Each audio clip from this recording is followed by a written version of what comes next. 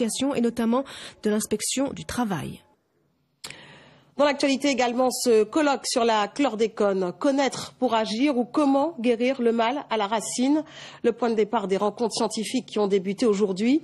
Alors que le sujet cristallise les tensions sur le plan juridique, il s'agit de faire le point sur l'avancée des recherches pour assainir nos sols et réduire l'impact du pesticide sur la santé.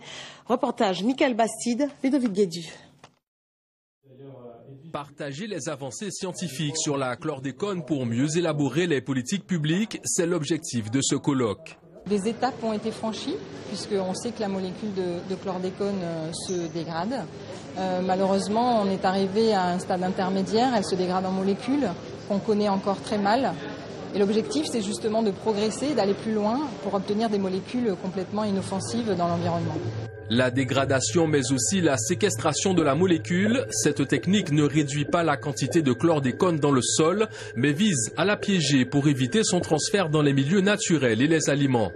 Ces deux voies différentes sont étudiées depuis 2010. Dans l'auditoire, ce représentant d'association veut savoir à quel stade se trouve la recherche scientifique et comment réduire l'impact de la pollution sur la population. Pour nous, l'association, ça nous permet de nous assurer qu'au départ, on n'est pas en train d'emporter du chlordécone dans l'eau potable. Deuxième étape pour nous qui est importante dans le colloque, c'est de savoir si oui ou non la science est en train d'avancer afin de trouver des réponses permettant d'éliminer la molécule chlordécone et ainsi nous protéger nos populations, nous protéger de la distribution de l'eau potable qui arrive à notre robinet. L'intérêt de ce colloque réside aussi dans l'interdisciplinarité des 182 chercheurs qui y participent.